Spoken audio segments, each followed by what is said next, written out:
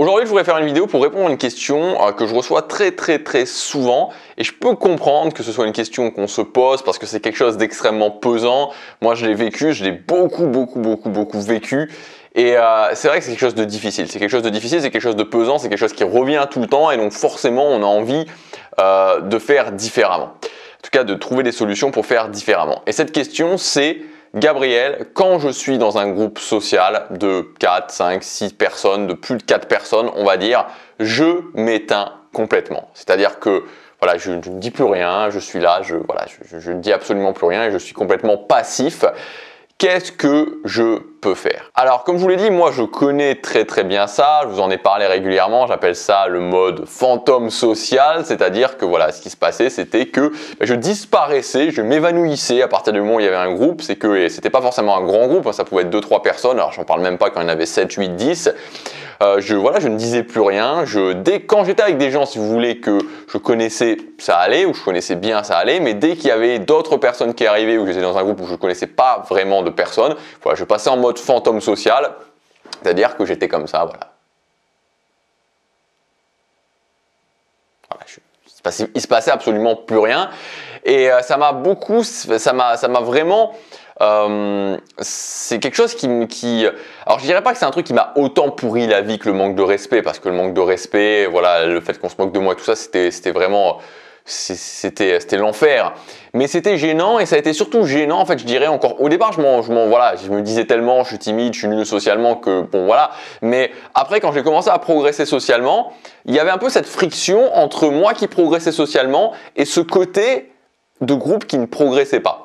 Donc dans cette vidéo, je ne vais pas vous dire que je vais vous donner une méthode miracle, mais je voudrais vous donner des éléments à la fois de compréhension et aussi, si vous voulez vraiment progresser par rapport à ça, des éléments qui vont vous permettre un petit peu de voir comment ça s'articule.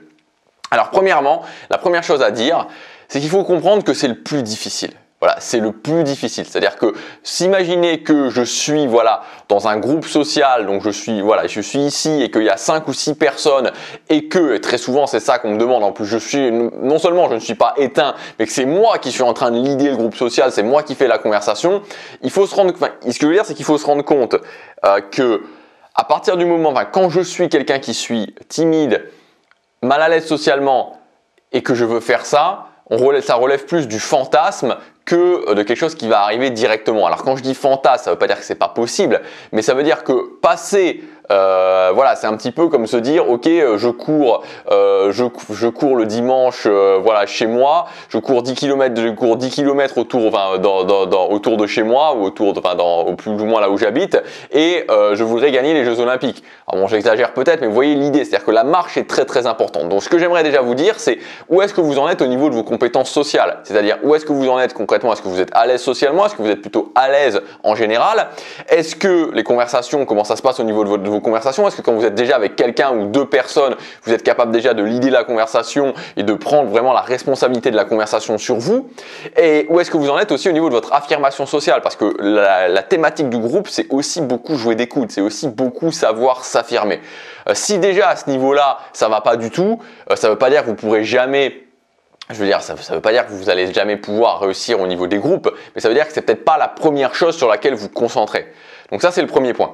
Le deuxième point, et ça il faut le savoir, c'est que si vous voulez dans un groupe pouvoir vraiment interagir avec le groupe et leader le groupe, il faut que le groupe ou la plupart des gens du groupe vous voient comme quelqu'un de haute valeur perçue. Je ne vais pas revenir sur la valeur perçue, c'est l'évaluation de votre valeur sociale. Et donc, c'est-à-dire que si tous les membres du groupe ou la plupart des membres du groupe vous voient comme quelqu'un plutôt de timide, plutôt de réservé, plutôt qui a du mal à s'affirmer, vous pouvez être sûr et certain que à partir du moment où vous allez parler, dans les 15 secondes ou les 10 secondes qui vont suivre, il y a la plupart des gens qui vont détourner l'attention. Donc il faut déjà, alors ça dépend évidemment aussi de quel type de groupe on parle, c'est-à-dire que c'est un type de groupe, vraiment le groupe plus longue durée, des gens que vous connaissez, collègues de travail, etc. Ou est-ce que c'est vraiment le groupe de courte durée, c'est-à-dire un groupe d'amis que j'ai jamais vu et avec qui je vais être pour la journée ou pour la soirée ou pour l'après-midi ou pourquoi pas pour le week-end ou pourquoi pas pour les 15 jours de vacances. Donc c'est pas tout à fait la même chose parce qu'il y a un groupe où vous aurez déjà démontré de la valeur, enfin ça se joue sur le long terme, et il y a un groupe où ça joue la démonstration de valeur se joue sur le court terme. Mais dans l'idée, de toute façon, il faut que les membres du groupe, si vous voulez leader le groupe, il faut que les membres du groupe vous voient comme quelqu'un de haute valeur. Troisième point, et là c'est plus pour une solution pour pouvoir se dire ok, actuellement qu'est-ce que je peux faire même si socialement voilà, j'ai pas encore beaucoup développé mes compétences. Ce que vous pouvez faire et qui va beaucoup vous faciliter la tâche, c'est de parler avant avec les membres du groupe, c'est-à-dire avec les différents membres du groupe. C'est-à-dire que plus vous connaissez les membres du groupe de façon isolée, plus vous allez être naturellement à l'aise avec le groupe. Donc ça, c'est un truc que vous pouvez faire maintenant tout de suite, peu importe où vous en êtes socialement, c'est de parler à différents membres du groupe de façon isolée, et vous verrez que quand il y aura le groupe qui sera réuni, vous serez beaucoup plus à l'aise. Le quatrième point, c'est de démontrer de la valeur sur le moment même. C'est-à-dire que quand vous êtes dans la soirée ou dans l'environnement dans lequel vous êtes, d'utiliser ce que j'appelle moi des bombes de valeur, c'est-à-dire des choses qui vont directement pour tout le groupe démontrer vraiment de la valeur. Donc typiquement, qu'est-ce que ça peut être? Ça peut être soit vraiment clairement montrer une capacité de leadership, soit montrer une capacité de résistance à la pression sociale. En général, ça tourne toujours autour de ces deux choses-là. Soit je démontre une capacité de leadership, soit je démontre une capacité de résistance à la pression sociale. Un truc que vous pouvez faire, et vraiment, je veux dire, ce que je vais vous dire là, je le dis en toute modestie, vraiment parce que j'étais vraiment nul de chez nul socialement, j'étais nul, je me faisais pas respecter, j'étais incapable de parler à des gens, mais vraiment quelque chose que vous pouvez faire et qui va vraiment limite méduser la plupart des gens, c'est-à-dire que les gens vont pas y croire. Donc cette idée c'est quoi? C'est que imaginons que vous soyez dans une soirée et que vous êtes avec votre groupe d'amis de 5-6 personnes, vous allez parler à un autre groupe de personnes, un groupe de personnes que vous connaissez pas. Et vous restez dans ce groupe peut-être 5 minutes, peut-être 10 minutes. Et vous allez voir que là, les gens vont être médusés. Voilà, les gens vont être médusés. C'est-à-dire que pour beaucoup de gens, et encore une fois, comme je vous le dis, je dis ça en toute modestie, mais pour beaucoup de gens, aller parler à un groupe de personnes que je ne connais pas et tenir la conversation avec ce groupe de personnes pendant 5-10 minutes, ça relève d'un truc complètement hallucinant, quoi, d'un truc complètement hallucinant. Et je peux vous assurer que quand vous allez revenir, les gens vont vous voir totalement différemment. Les gens vont vous voir totalement différemment. Clairement, les gens vont se dire mais qu'est-ce qu'il fait? Qu'est-ce qu'il a fait? Qu'est-ce que cette personne-là a fait? Donc voilà, bon alors après vous n'êtes pas obligé de faire ça et peut-être que vous vous sentez pas de faire ça.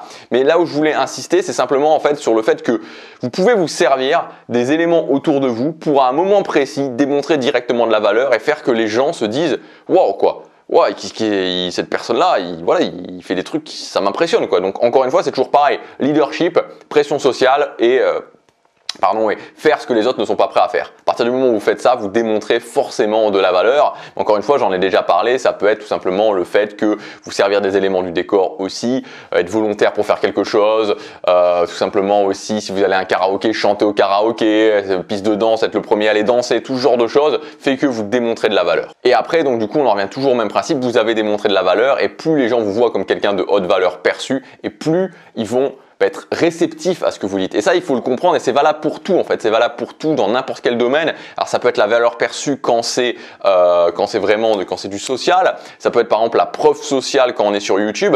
Et c'est fou en tant qu'être humain à quel point on est complètement, je veux dire, c'est l'une des choses à laquelle on répond le plus. C'est-à-dire que vous faites dire la même chose, la même vidéo à une personne qui a 1 million d'abonnés et à une personne qui a 10 abonnés sur YouTube.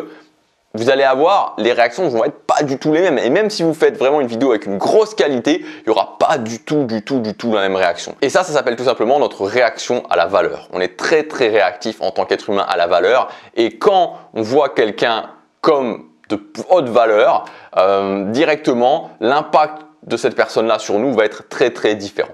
Et enfin, le dernier point, au niveau des groupes, c'est la notion de breaker le rapport. C'est-à-dire, qu'est-ce que ça veut dire breaker le rapport? Casser le rapport en français, ça veut dire en gros que quand vous voulez vraiment dans un groupe commencer à prendre le lead, on va dire, c'est-à-dire reprendre la conversation, quelque chose qui est très utile à faire, c'est de dire par exemple à la personne qui est en train de parler, ah non, ce que tu dis, je suis pas tout à fait d'accord. Moi, je vois plutôt les choses de cette façon-là. Donc on peut le faire d'une différente façon, on peut le faire de façon un peu plus sec ou un peu plus tranquille, mais l'idée c'est toujours la même, quoi. C'est-à-dire que l'idée c'est toujours de montrer un désaccord pour ensuite reprendre le lead de la conversation et là pouvoir justement prendre la conversation à son compte, prendre la responsabilité de la conversation et que les autres vous écoutent. C'est-à-dire que si vous êtes toujours en train d'acquiescer et de dire ah oui t'as raison, ah oui t'as raison, ah ah oui c'est vrai, ah oui c'est vrai. Bon voilà, concrètement vous n'allez pas à un moment, les autres vont pas vous écouter. Mais évidemment ça, le fait de faire ça, ça comprend d'être suffisamment sûr de soi en termes d'affirmation, parce que d'un coup les gens vont se dire quoi, qu'est-ce qu'il dit, qu'est-ce qu'il fait, et tout le monde va être en train de vous regarder.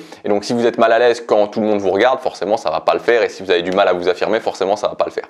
Donc voilà ce que je voulais vous dire pour cette vidéo. Alors encore une fois, typiquement en termes de groupe, alors bon il y aurait beaucoup de choses à dire sur les groupes sociaux, mais ce qu'il faut vraiment noter, c'est cette notion de valeur. La valeur est très importante, c'est vraiment là-dessus qu'il faut travailler, à la fois sur le long terme, à la fois sur le court terme.